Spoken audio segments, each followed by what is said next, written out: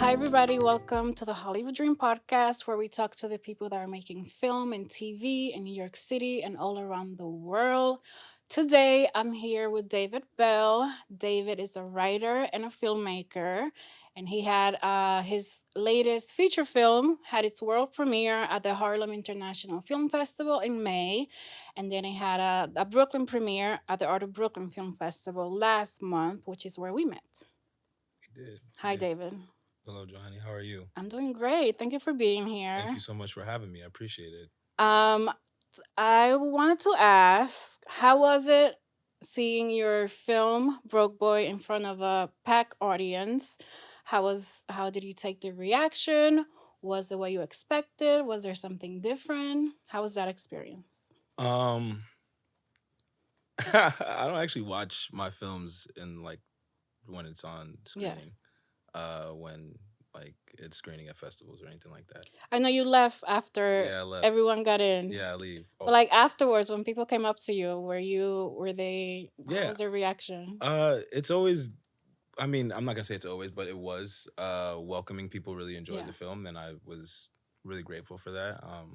Yeah, I mean, it was just like a fun time. I think that's what I want when people see the film is just to like have a fun time and like have this experience and go on this journey with you, the characters. So yeah, it was just a fun time, and I like walking in late, like kind of towards the end of the movie, and Making an like entrance. yeah, I know I time it out enough. We've watched the movie so many times. I know like how much time I have to like mess around, do whatever I want to do, Yeah. and then come back and kind of come as the movie's toward the end, and I kind of catch the tone and the feel of the room, and like, how are y'all? Are you at the edge of your seats? Like that's really what I want, because Yeah. like everything else is just fun, but I want the hook, and Yeah. so like that's really what I care about. So And you've done a lot of short films, and this is your first feature, right? yes, yes, it is. How was that experience going from making short films to a 90-minute movie, which is like a huge thing?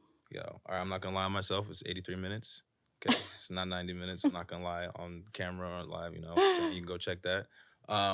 But it was a fun experience. It was definitely daunting. I think it was. I'm grateful for my team that I had around me. You're just seeing me right now, but Broke Boy is such a larger team. There's so many people behind me that were right next to me. And I'm not gonna say pushing me forward, but like right next to me, walking with me, and that's like Kristen Kirkley, Mecca Mhm. Medina, Liz Mealy, Stephanie Hink, Sadiq, Vaughn, Mhm. like so many people, and that's just like a couple of like that's like the main crew, but so many people were there, and they have been with me either in the beginning or have been with me throughout the way. And so when we started it, we were kind of just all like, all right, well, like let's just buckle in and let's do it. And everyone had their days, like the second or third day, I was ready to lose my head. I was like, things are not go like I have set things up and like they should be going right. And Mhm. film is never gonna just go right. And Yeah. like, simple little things where I'm like, I know I did this right, and like, but it didn't go right. And shouts out to Mecca. She was just like, yo, it's this is just an everyday battle. Like it's not just gonna be like we win today and like that's it. Like sometimes you lose a day, but like you can't take that as L. You got to learn from what you did that day, and then how can I change and get better for the next day. So And you co-directed with Mecca yes, Medina. yes, yes, I did. Yeah. How was it co-directing? Was there ever a time where you guys were disagreeing or something? Or how did you kind of handle things when you both had different ideas and you both want to be heard and you both want your ideas to be executed? Like, how did you guys resolve either a conflict or an argument? I don't like conflict on my set. I don't want any conflict because it's something that's we're so like honored to get to do. Like Hmm. this is such a fun like this is what I wanted to do when I was a kid. So like I'm not gonna bring any of that. So Yeah. and I asked her to do this, so I'm not gonna be like do this my way, like I always have to be ready and open for suggestion because my way is not always right, Hmm. like this is a collaborative process. It's not just me here. Like even though my face and whatever is on it and my name's on it, it's like still there's so many people that help me go forward. So like yeah, I didn't really like have that problem, and like there were days that she was there and then like she had this way, and then like there were days like it was just me there, and like Hmm. she shot there's one scene, the lingerie scene that was kind of my, again, like the hook. I always got a hook. So I was like, yo, look, I want you to co-direct this. And she was just like, okay, because she didn't really know how she wanted to be a part of it. This is the scene, the party where you all have to be like in your underwears. Yes, yes, Okay. yes. So we had written this scene, and like it was really obviously a really fun scene, and I knew what I wanted for the scene, and but I also knew like I wanted it right. And I was like, man, like this is like she wants to do the scene. She wants to really direct this scene. Like out of everything in this movie, this is the fun, like the fun, juicy part. Yeah. So I was like, yo, look, we're gonna like we co-direct everything, but like this day, that's all you. Like this is your day to like show off.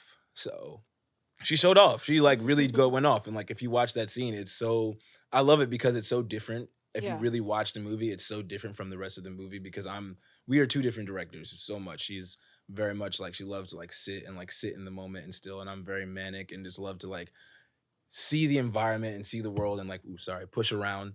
And so you can kind of feel that in the film and like you see that with the characters and it really helped exploring the characters, especially for Steve's character, Ty. Like in that moment, you kind of get this shining moment of him and you see these two characters kind of have this bonding experience that they don't really get to have throughout the film. And she shot it beautifully. It was really great. Shouts out to Liz as well. And they're like really close friends as well. So they were just it was funny. It was like, like there's a lot of women on set and a lot of in production, and they obviously it was their favorite day. They were just all like Yeah. geeked up. And I'm like, I bought like robes for everyone, and like no No one one wore the wore. robes. I was just like, okay, it's like because like there's like maybe like two or three guys on set, and they're just all just like in lingerie running around. I'm just like, all right, like, do y'all want these robes? Or like like y'all would have been like, nah, we're good, we're just chilling. And I was like, so yeah, like that was kind of like the energy throughout the whole process of the film. It was like we can have our disagreements for a second and we can be like, okay, we want to do this. But at the end of the day, we know we both have the same goal and we've been working with each other long enough to know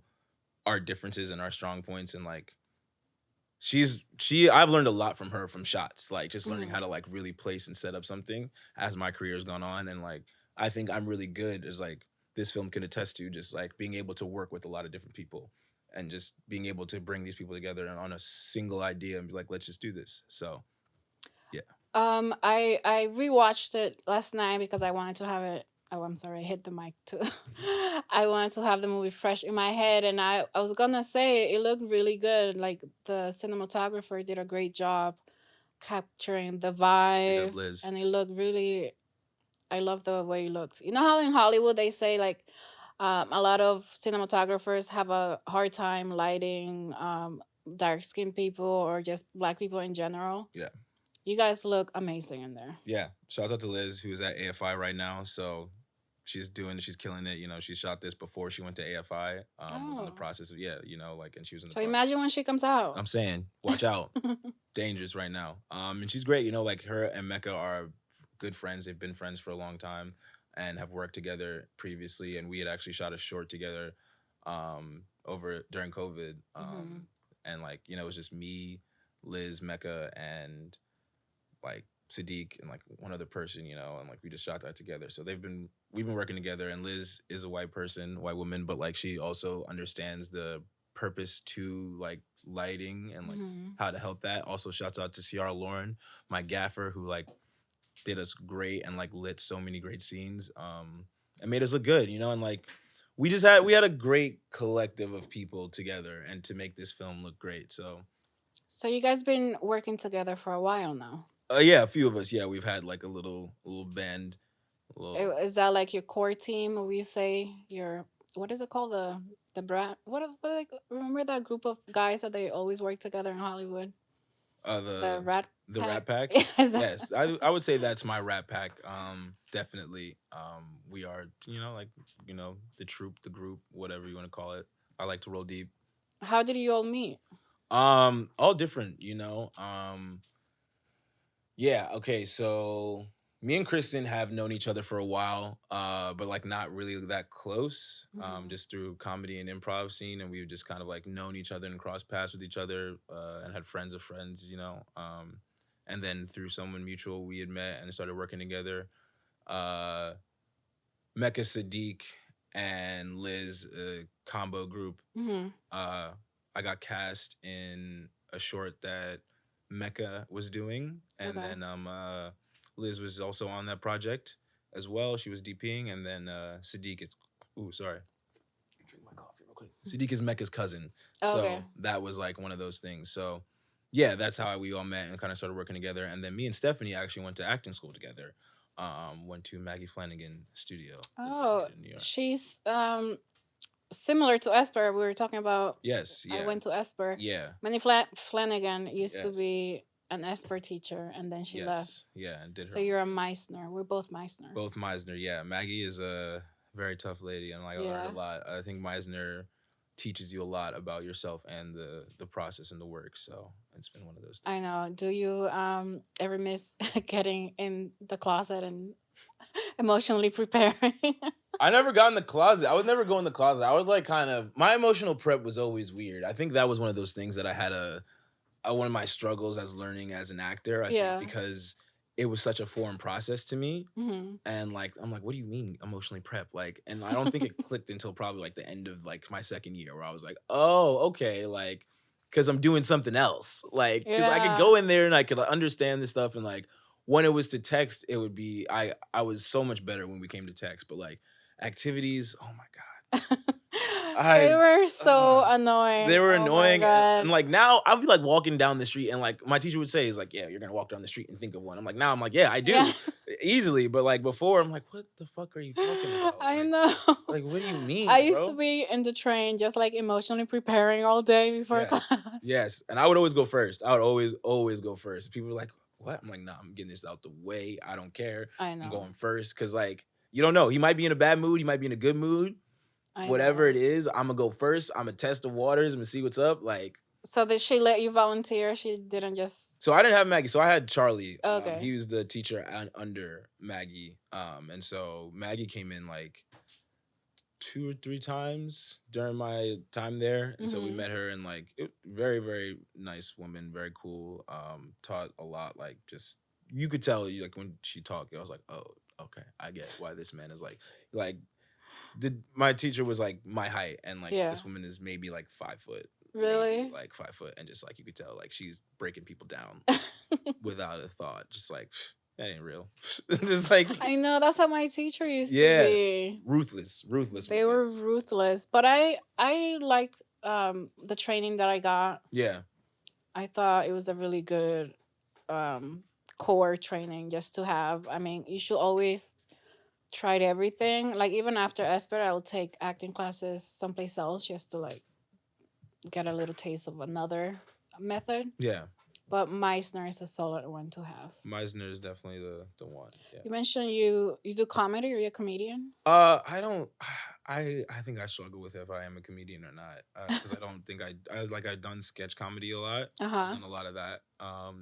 I think that was like my lead into doing shorts was doing sketch comedy. I was a part of this group called Deadass. Okay. And they had just done shorts and would do shorts. And that got me into writing more consistently and like kind of finding like a purpose and being like, okay, this is the theme of what I'm trying to accomplish with this script. So I think that is something that like I still gravitate towards in all of my projects. I think Mhm. there's always has to be some comedy in it, because if it's not, like, life is funny. Like even in the darkest moments, you will find some laughter in there. Yeah. And so I think I'm definitely grateful for having that and understanding that. And I think that has brought me along very far. And a lot of the people that I know that I've worked with, I've met through comedy. So, you know, jury's still out. I don't know. It's you took a class for sketch comedy, or it was just something that a bunch of friends just got together and decided to do it? So I did classes at I did UCB and then I did the Pit as well. I did UCB sketch 1 and 2. Okay. And I then never did sketch there though. I never took I only did improv and I did character. Okay. Yeah, and like I think the improv was because I was doing that and I was also in acting school at the same time. So Yeah. kind Oh, of it just was like too much. it wasn't too much. I think they were just like kind of playing off each other really nicely, and I Mhm. was learning. I was able to pick up quicker because I had that freedom on stage, or like Yeah. that was the one thing I think, and that's why like I was able to just like keep pushing myself, because I was not understanding anything in that class. Like I was falling on my face every time, but like Really? I had the ability to just like kind of move freely when we were up there, and like I didn't get locked. And when like when your teacher would start like snapping and stuff and like Yeah. respond, I was able to respond. I was always had some like, like part of my upbringing and all that. And then also like when I'm on stage, I'm not afraid because I've already like done this and I've fucking performed. Sorry, I didn't know if I'm cursed. My bad. It's I'm sorry. okay. We can bleep it out. Okay. Yeah. I've performed in basements before, with like three people there. So it's like I'm not worried about being in a classroom at like 2 p.m. Someone asked me to respond about something. So I think that helped me push forward. And so yeah. You also mentioned you shot some stuff during the pandemic, the short films. Yeah, yeah. I went crazy during the pandemic, How honestly. was the pandemic, filming during the pandemic? I was at school at LIU, Okay. and during the pandemic, we had to shoot um, our mini series that was part of the program, Mm. and it was a nightmare. How was it for you? Just doing, and we had like the school helping us. They didn't want us there. Yeah. How was it for you working during the pandemic in a time where everything shut down and you couldn't really do anything? Kept it real small, Mhm. like uh so like Mecca asked me to do a short film first, and that was like the first thing, and that was like it was just me, Mecca, Liz, Sadiq, and another sound person. So very small crew, and the Mhm. gaffer as well, another person named Elizabeth. You had Yeah, a lot of ladies. yeah. I mean, like, it's one of those things where like I feel like when you're working, their ego is less when you're working with women. And like most of the guys that I do work with, they're just like, Mhm. we work together. But I don't know, just like makes it easier just to Yeah. like keep moving and keep working, and like it doesn't have to be a big deal. We're just like all are working towards one goal. So, but yeah, we they asked me to be a part of that project. And then after that, I was like, oh, we can do this. So then I shot another project with my friends. With Mecca directed that one. I wrote it and started it with my friend Ezra. And Mhm. then same crew. Liz was the DP. That's when Kristen and I started working together with another person.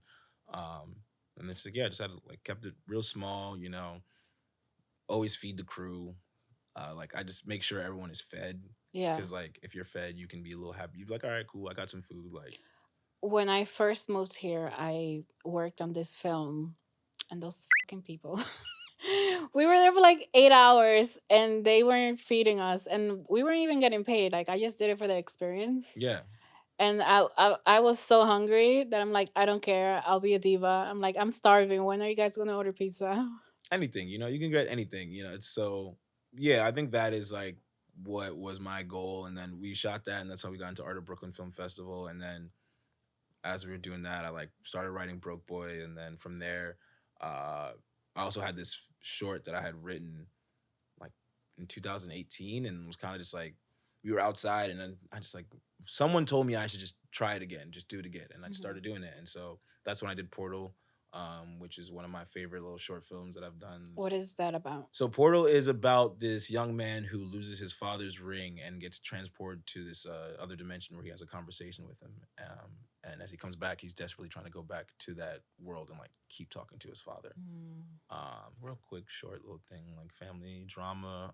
But I got to do some VFX in there, which is really fun. Something that I really enjoy to do. And Mhm. like, so yeah. So from there, we kind of did that. And then, like I was like, still, I did that in like, I think like April, Yeah. and we shot Broke Boy in August Of 2022.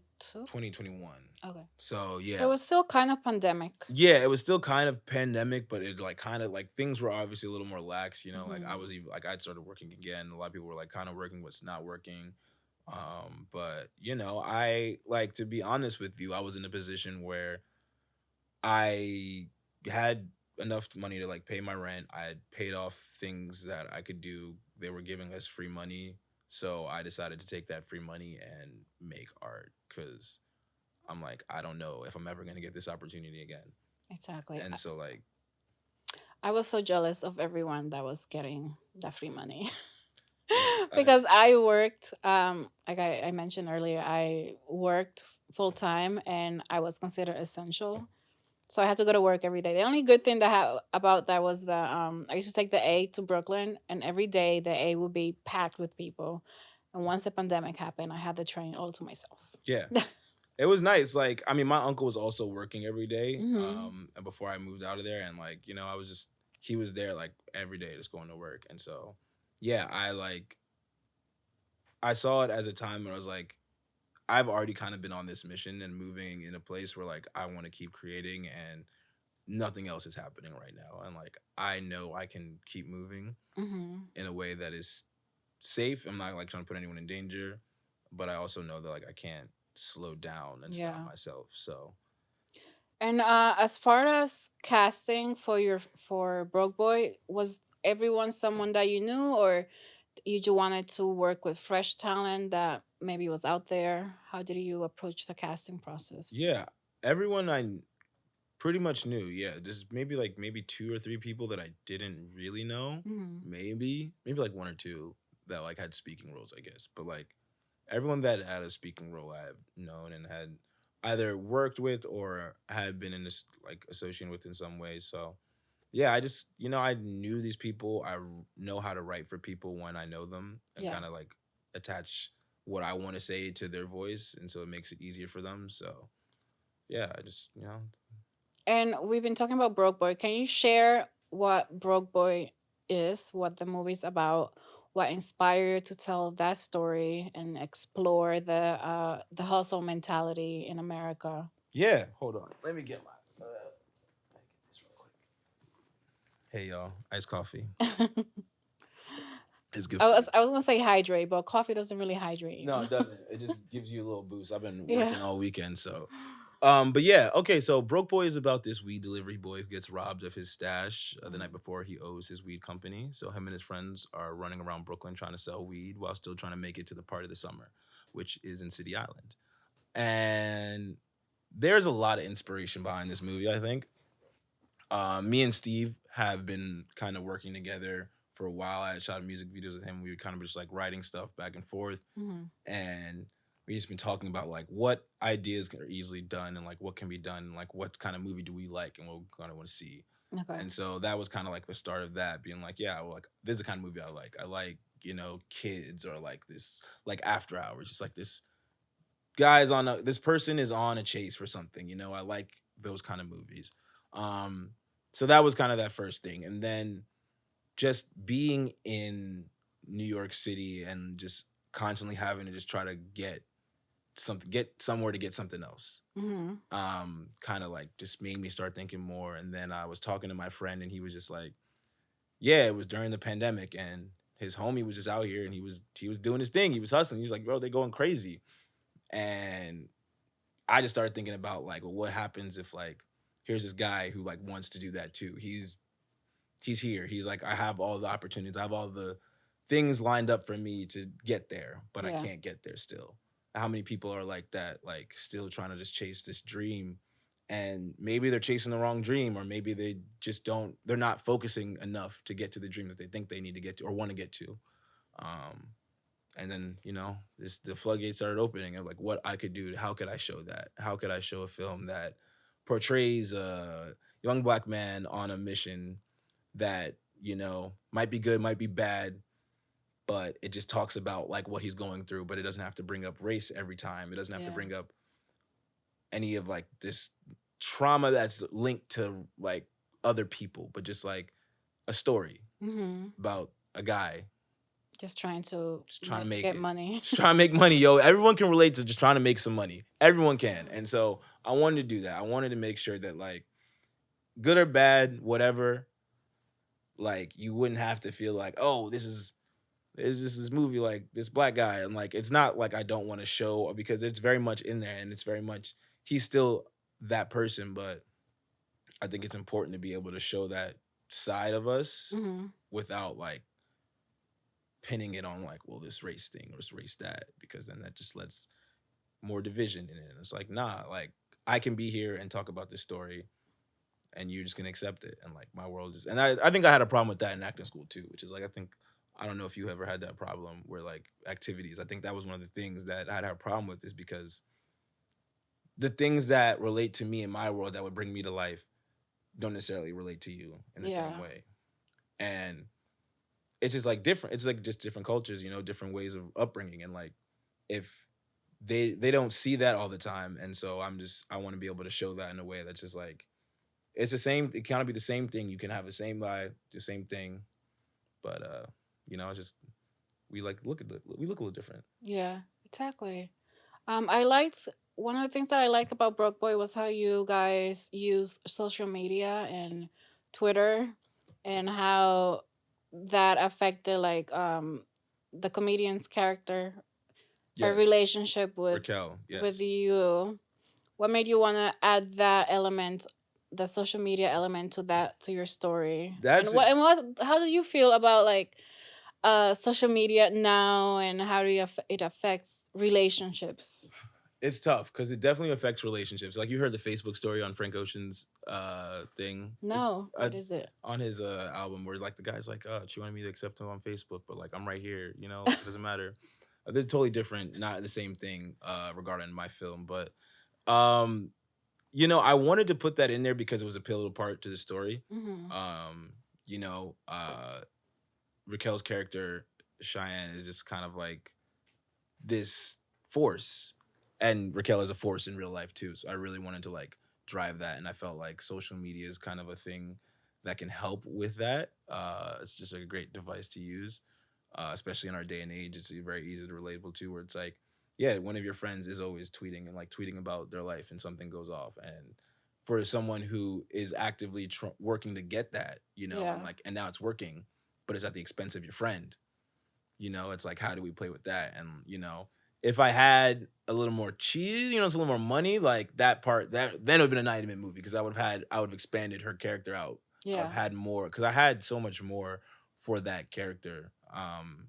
Honestly, I had more for each of the characters because I really wanted to make it just like this. It's like having showing all these like these A and like having the A story, but like having the B and the C and the D story like really just combined in a very nice way. But for time reasons, we was like, all right, let's. A lot of people were like, David, choose a character and focus on that character. And I was like, but everyone like focus on one character, and then so yeah. But the social media part, I think, is just really important because it does shine a light on what goes on today and how it affects us today. So yeah. You also, aside from the free money you were getting during the pandemic, you did a Seed and Spark, and you got greenlit, and you had your whole community help you out. Yes, yes. And you've done a lot. Like, what type of things do you do to get your community involved to come support Brook Boy? Like, because I know for Art of Brooklyn, it was sold out, and there were so many people there, and I was in Harlem, so was it sold out as well? Harlem was not sold out. But what I do, I think I just put it out there and just pray that people come. I think I'm Yeah. working on getting better at promoting and bringing more people together. I think I just have like I have a lot of ideas, and executing them is something that again is like a team thing, and I'm working on getting a team together that can actually help me push more of those ideas forward that Mhm. are in relation to that. Um yeah, I mean I just do like social media posts. I do things that I think would look cool, like it's like what do I think looks cool? And I'm like, if I feel like it looks cool, then I'm hoping Mhm. that someone else that follows me and likes my stuff also thinks it looks cool and be like, oh, okay. I want to see that. I want to check it out. So yeah. What has been the most rewarding part of being a filmmaker and going to festivals with your feature now? Hmm. I don't know. Honestly, I think like I'm happy it's out. I'm happy it's done. I'm happy Yeah. that I'm happy I'm happy that part of the process is complete where like I can really I think I can fully say now, like I'm not like nervous saying like, yeah, I have a feature, because I think before I was still like in that process, and I've talked to people and like, Hmm. some people are like editing their film for 6 years, and I know. it's like I was afraid that would happen with this film because of funds and everything. I didn't want to like say I also like didn't want to speak that onto the universe. Like I had this thing done and it wasn't done yet. So I think that was like I guess the most rewarding thing where it's like I could say, yes, we have finished, completed. It's been seen in the public. It's been accepted into festivals, and so like, yeah, it's done. What is like your main goal with Broke Boy? The main goal is for distribution. Obviously, I want to get it out there to the public. I want to keep going to festivals, and just kind of just sell it to get it out there. And then, realistically, I would really hope to get backing for the next project. Like that's really what we want. Yeah. Like I already did this, I already done this. So like I don't necessarily need, not that I don't want money for it, but like Mhm. I would much rather, if you're gonna give me money and you try and give me some money for my next thing, angel investor. And then we could do it again. And you like, look, it's fun. It's a fun movie. And my friends It are is a fun. fun movie. I enjoyed Yeah, it my friends are fun, and we like to make fun movies about serious topics. with a lighthearted Yeah. take. Yeah. Like, just like figure it, like, like life is already so hard, and we can just do something that means something, or we can just have some fun. We could do both. Um, so that's the goal with Broke Boys, is to keep pushing out there, get it seen. Let's go to Europe. Have you submitted to stuff in Europe? Yes, I have. I have submitted to some festivals in Europe. Submitted to kind of just like going online, just kind of submitting. Yeah. I don't know if anybody knows about Film Freeway here, but sit on Film Freeway and kind of look through what you got. And You have to be careful with Film Freeway because sometimes there are festivals there that are just a scam. yeah, So it's kind of hard. Like you have to really pay attention and see, do your mhm. research. So I've gotten some advice in that. What I've been told is to like, I obviously do your research and just like go Mhm. on the Instagram and the website and see what that looks like.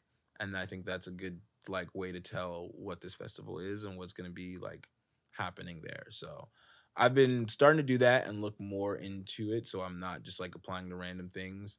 Cause yeah, we want this film to have a life, and it does. We know it has a life. We've Yeah. seen the reaction we've gotten from people, just random people that I don't know, and then like just people that are my friends. So yeah, we just want to keep pushing that forward like that. And as more people get to see Broke Boy, what do you hope audiences get out of watching the film?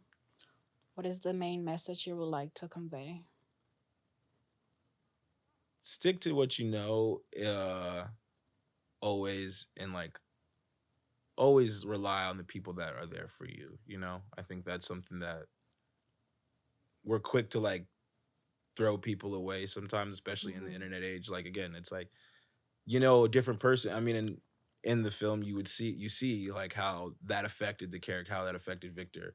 Um, and sometimes we're like really quick to just like dash and it's like, Yeah. okay. And that can be detrimental to you in the long run or in the quick, you don't know. And so yeah, I think that's something I like would like to take away. Also just knowing when to take a step back and just breathe. Because we do live in this grind culture and like this gotta wake up and get on it. Oh, I know. I hate And hustle yeah, culture. and like hustle culture is there is a need for it in some aspect. But there's also a need for rest. There's also a need to like take care of your mental, because you know you can run, but like, is that how much of that then does that become like you just run in a circle? How it becomes like the rat race? So How do you take care of your mental health? I'm still figuring that out. Yeah. I'm still figuring it out. I just try to sit on my couch, watch movies, go eat good food, chill with people that I care about. Mhm. Yeah, I mean, that's kind of it. I'm working on like going out and experiencing new things. I think I've been working on this film for the past 3 years now. And now I'm like able to like know that like I don't have to wake up and there's nothing that really needs to be done Yeah. immediately. Like it's not like in that way. Like we're on to the next part of the chapter of the work on this film. So there's things that I can do in like 2-3 days, and like so I have a little more time to myself and like finding out what I enjoy to do to get back in that process of creation again. It's kind of like, yeah, go to the museum, watch a movie. And you wrote or you co-wrote Broke Boy. So I wrote Broke Boy, and then Steve came through and with his gifted knowledge and guided pen came through and added some tweaks to it. And then I came back and did some tweaks to it. So it's like story by me, screenplay by David and Steve.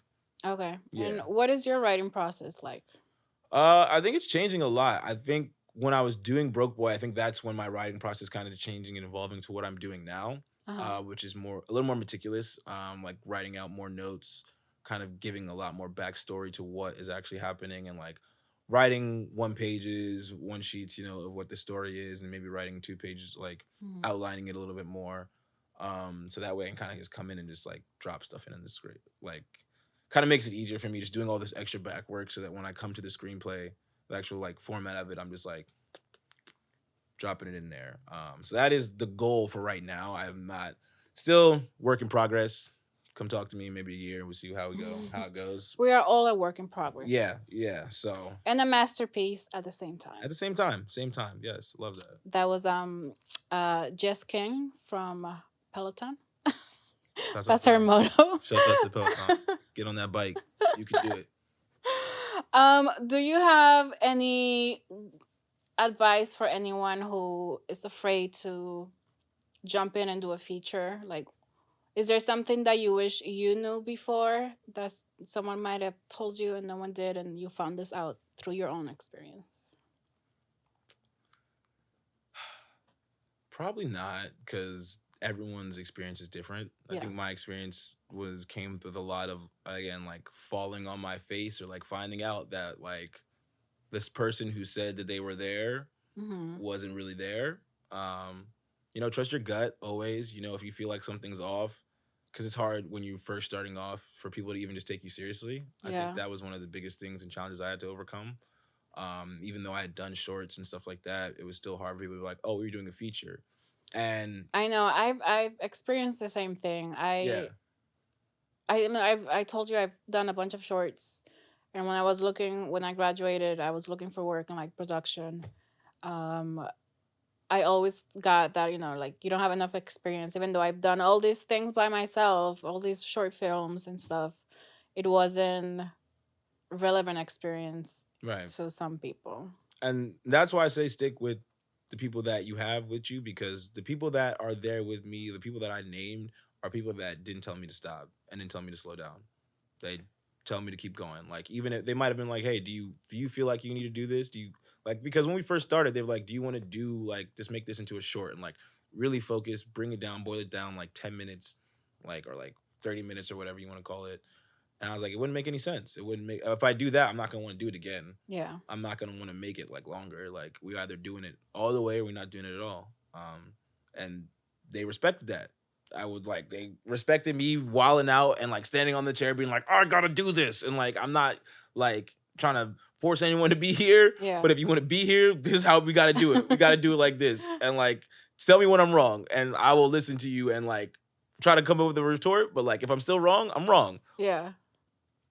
So yeah, so like I would just say like stick with the people that believe in your story and believe in what you want to do, because that's how you'll get it done, because that's how I got it done. It wasn't because of any sage advice or wisdom that I wish I had or didn't get. Hmm. It's not the destination, it's the journey and the friends you make Exactly. along the way. Come on. That's Exactly. all it is. Like, yeah, because I was like, people did not think I was good. Like, they like was looking at me crazy. And I understand why they was looking at me crazy. Yeah. I understand that totally now. But I'm very stubborn in a lot of ways. And so I was like, I can do this. We can do like, I know enough people, and like, this is just like 5 shorts, maybe. And it was not that at all. There's so much more. But like, yeah, if you have people that believe in you and are stubborn enough to like keep going forward, you'll find a way to make it happen, Get Get, 2 jobs, I know. get three Get three or jobs, four. get 3 or 4 jobs, work those jobs, and then, throw out some money, like, you know what I'm saying? Pay people here, give 5 right here. You know what I'm saying? I'll pay you the next 5 2 weeks from now. I feel like Got you. as long as you pay them something, people will work with you. Yeah, and like once we got started, it really became like people wanted to work with us. And I knew that. I think it was like I felt like at first people were just like, "Okay, you're doing this, but like are you really doing this? You're just saying that." Like people kind of felt like I was just saying this. I was like, "Oh, I'm gonna shoot your feature," and then like I was like, "All right, well, cool. Like let me drop this seed and spark. Let me actually try to fundraise money." And like, we started fundraising, we made some money. And so we made the goal, and they'd be like, "Oh, you actually doing this." And once they saw that, they were like, "Okay." It's funny. Like I'm always nervous about doing crowdfunding, and I did it. I did it once, and I was like, never again. But it's interesting to see like the people that do donate, Yeah. because like when I did mine, this is a while ago.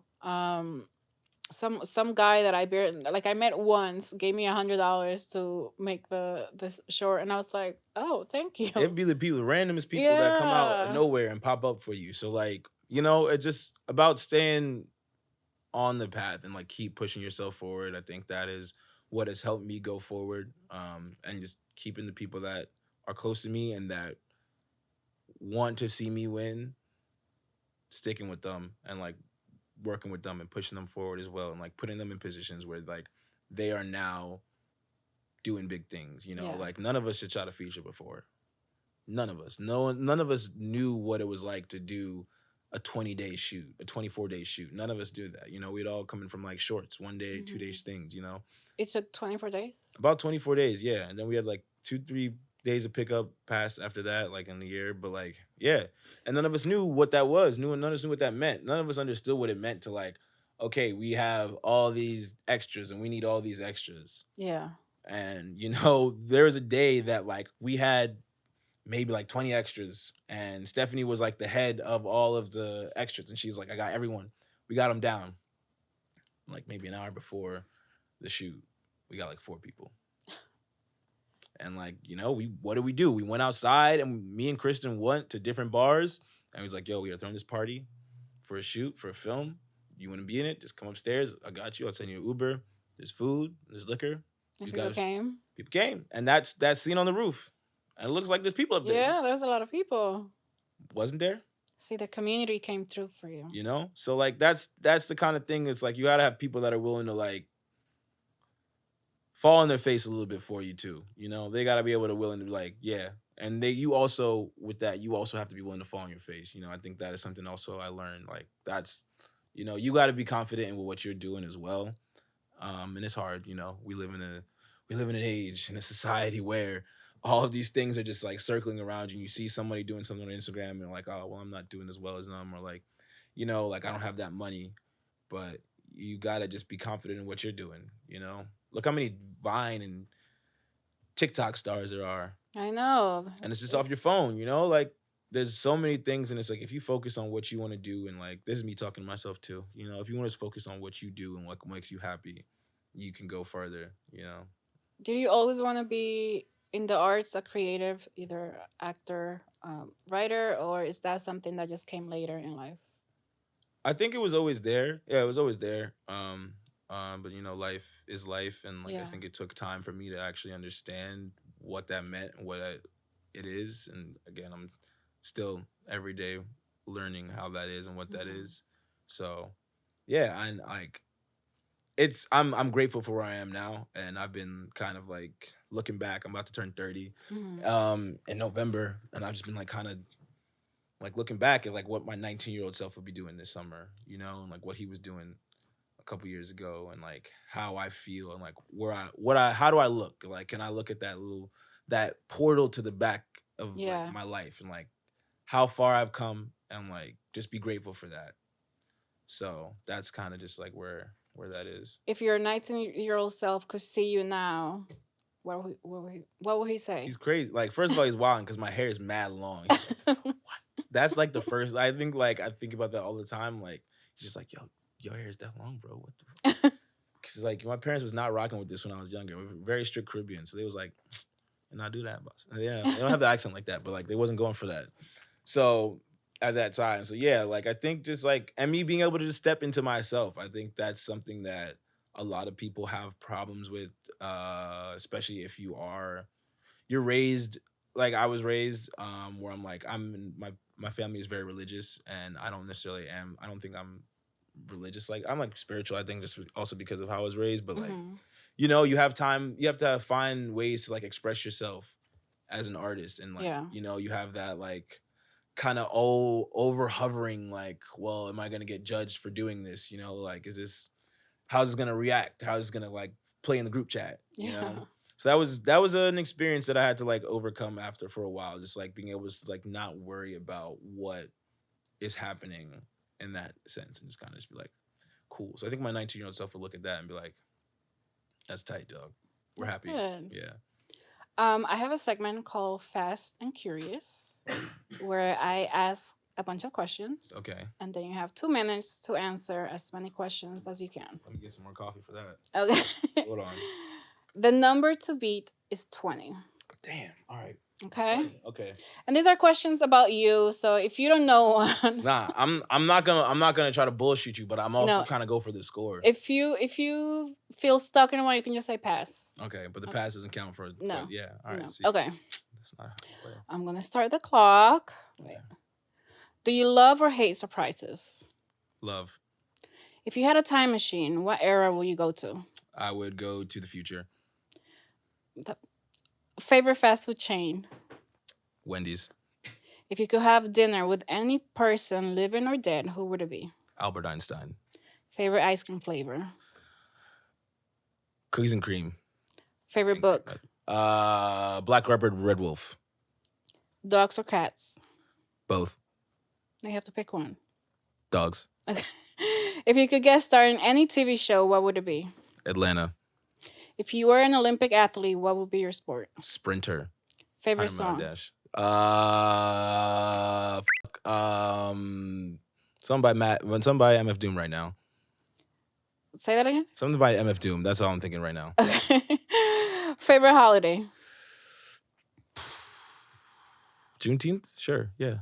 Favorite reality TV show? MTV Cribs. If you were a superhero, what would be your superpower? I would be the Flash. Coffee or tea? Tea. But you're drinking coffee. Yeah, but that's because I need to wake up. But if I'm chilling, tea. Bugs Bunny or Mickey Mouse? Bugs. Favorite season of the year? Fall. Rain or snow? Snow. Comedy or drama? Comedy. Dramedy? Dramedy. Thank you. How many Kardashians are there? I think there's like 3. No. 4. No. It's 5. Guilty pleasure. Sweets. Any type of pastries. What's your dream car? Ooh, Mustang 5.0 from that one green with the gold Daytons. Beach or mountains? Beach. What's your favorite comfort food? Soul food and Jamaican food. If you could be a fictional character, who would you be? Sherlock Holmes. What's the most memorable concert you've ever been to? Astroworld. Damn. How many I get? Oh, it looks a lot. I think you beat it. Let me see. Come on.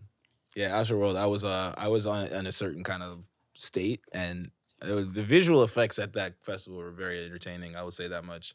You did 23. Let's go. What You number won. did Jordan got? Number? Come on, son. What'd I say? I'm coming for the title. What'd I say, bro? Come on. You're the winner now. Come on, dog. Get at me. All right. Final question. Ooh. We talked about what your 19-year-old self would say to you. If you could go back in time and talk to your younger self, either it be 19, 13, 15, what advice will you give him? This is getting personal. Oof. I would tell him to just be chill, man. I think, especially being like a young black man growing up in where like, you know, I was raised with like around a lot of black people, and then I kind of got thrown into this world where like I have to be around people that aren't like me, Mm-hmm. and like just an environment that wasn't what I was used to, just to like, you know, take it back, chill, and just be in yourself and your person. I think I kind of just like I am the type of person who kind of like retreats into self and kind of like I'll just be off in the corner. I'm good. I can take care of myself. You know, I'm good, and so I don't need to like take up space. I'm like I'm 6'3". I'm a tall person in a sense, so like that affected not only my mental but my physical. You know, where I'm just like not taking up space, and I think that took a long time to like train my brain to be like, no, you can take up space. You're allowed to take up space. You know, like you might be a little loud sometimes, but like, you know, you have to learn how to be loud and not feel like you're coming off as aggressive or anything like that. And so, you know, that's probably what I tell him. Like, yo, man, there's tips for that somewhere out there and you can find them. It's going to take some time, but like you can find them and you don't have to like shrink yourself down for anybody or anyone. Because why would you do that? What the fuck? That's great advice. Well, thank you so much for being here. Thank you so much. If you want people to find you, where can they find you? You can find me on Instagram at bellinyourear.films. there's a thing popping up under here. That's Yeah, I'll just put it there yeah. somewhere. It's like, or maybe up here. Maybe it's over here. Maybe it's like over my eyes. Maybe like to your that Can you- hand. No, the other this side. Maybe it's on this side. This side? Yeah, right there. How do you spell that? So it's BELLINYAEAR dot films. That's me. And then also follow Broke Boy Film at Instagram. That's where we're at. Oh, you know what I forgot to tell you? I thought that this when I first went to the website, Sprouts, I thought that was a real company. Yeah. It might be. Who knows? We don't know. I was like, is this real? That was the whole point. Like, again, my marketing is very much like I want to do like, you know, like have you ever seen those like old photo ads where like The Sopranos, they just have like a dead body hanging out. Yeah. Like, I like stuff like that where it's just like it's just popping up somewhere random. Like you're just like, what And I like your little commercial at the beginning. the commercials, yo, that was one of my shining. I was really excited for that when we did it. We was like, all right, it's gonna look just like this. It's like perfect. It's like a perfect weed thing. But yeah, no, thank you so much. Can I do something real quick? I have something for you. Oh, really? Yeah, I do. I just want to thank you so much for having me. So these are some of the shirts we made Oh, I love me a shirt. for Broke Boy. Wait, let me. Yeah. Right there. Oh, thank you. Yeah, you know, it's kind of died.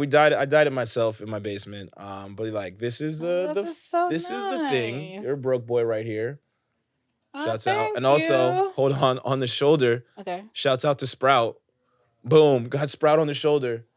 I don't know if you can see it. You can see it. With the weed company. But yeah. Oh, I love gifts. Yo, no, thank you You're so my much. favorite guest now. Thank you so much for having me. Like, this is really an honor. I appreciate it. That's it for us. Thank you. Thank you guys for listening, and make sure to follow the podcast on Instagram at the Hollywood Dream Pod. And that's it. We're done. Peace. Bye.